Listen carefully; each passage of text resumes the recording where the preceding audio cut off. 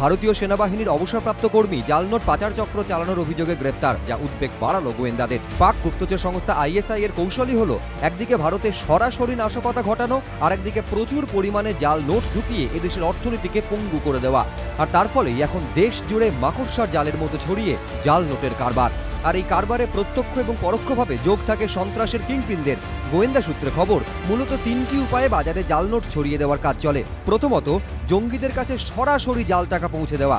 দ্বিতীয় পদ্ধতি হিসেবে জঙ্গি মডিউলগুলিকে কাজে লাগানো হয়। তৃতীয়ত, মোটা টাকা কমিশনের লোভ দেখিয়ে সীমান্তবর্তী এলাকার মানুষদের জাল নোট ছড়িয়ে দেওয়ার কাজে ব্যবহার করা হয়। ভারতের অভ্যন্তরীণ নিরাপত্তার ক্ষেত্রে অত্যন্ত বড় বিপদ এই জাল নোট। এদেশে জাল নোট ঢোকাতে একাধিক রুট ব্যবহার করে কারবারিরা। মূলত পাকিস্তান থেকে নেপাল হয়ে মালদায় আসে জাল নোট। একইভাবে পাকিস্তান থেকে কখনো বাংলাদেশ হয়ে, কখনো আবার মায়ানমার হয়েও জাল নোট ছড়িয়ে পড়ে এদেশে।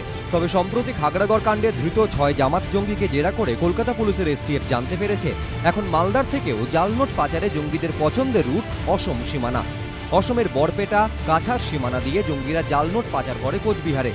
সেখান থেকে জাল নোট চলে আসে উত্তর 24 পরগনার বাগদায়, এরপর বসিরহাট, তারপর কলকাতা। জঙ্গি নেটওয়ার্কের সঙ্গে এই জাল নোটের সম্পর্ক যে অত্যন্ত ঘনিষ্ঠ তা বারবার প্রমাণিত হয়েছে। জামাত জঙ্গি ইউসুফ সহ 6 জনের কাছ থেকে উদ্ধার হয়েছে জাল নোট।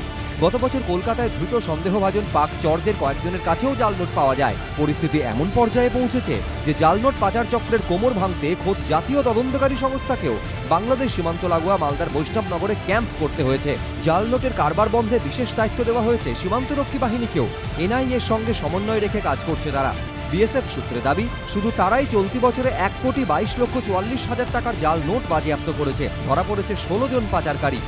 রাজশ্রী দত্তগুপ্ত ও ময়ূখ ঠাকুর চক্রবর্তী, এবিপি আনন্দ।